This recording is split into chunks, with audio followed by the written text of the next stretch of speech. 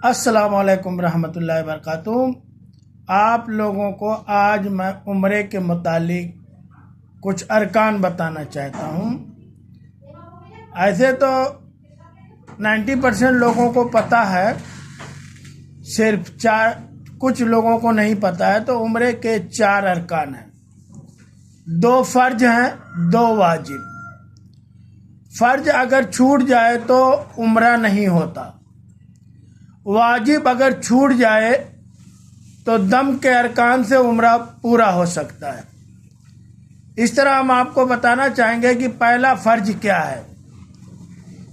جب آپ عمرے کے لیے تیار ہو تو میقات سے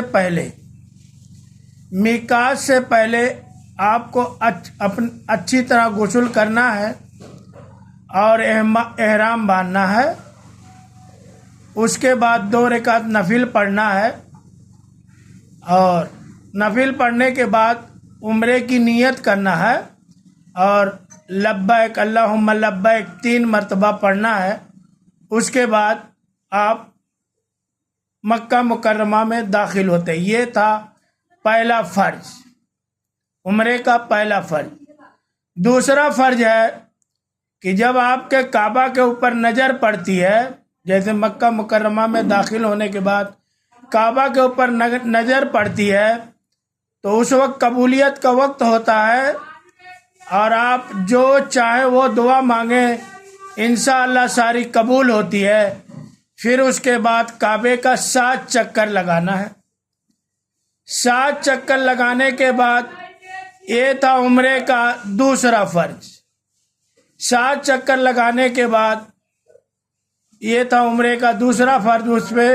اس کے بعد آپ صفا اور مروہ 2 پہاڑی ہے، اس کے درمیان آپ ابھی واجب میں چل رہے ہیں۔ صفا اور مروہ یہ واجب میں ہے،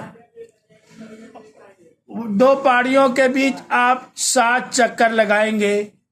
7 چکر جب آپ کا مکمل ہو جاتا ہے تو یہ واجب کا پہلا ارکان ہے۔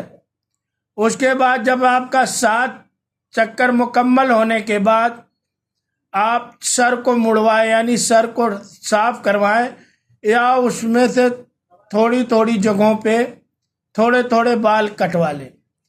اب مڑوانا سب سے افضل چیز ہے، بال کو صاف کروا دینا یہ سب سے افضل چیز ہے۔ اور تھوڑا کاٹنے سے کیا ہوتا ہے، نبی کریم صلی اللہ علیہ وسلم کے یہاں سے آپ کو حصہ مل جاتا ہے۔ یہ تھا مردوں کے لیے 2 فرض 2 واجب۔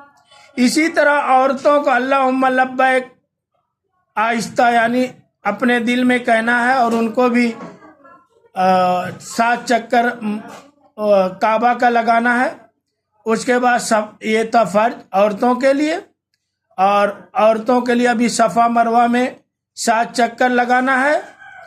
اور پھر اس کے بعد وہ اپنے بال کی چوٹی کو پکڑ کر انگلی میں لپیٹ کے، اپنے پاس کینچی رکھیں اور انگلی میں لپیٹ کے وہ انگلی کے میں جو لپیٹ آتا ہے اس کو کاٹ دیں۔ یہ عورتوں کا واجب ہے۔ اس طرح عمرہ ہر آدمی کا مکمل ہو جاتا ہے۔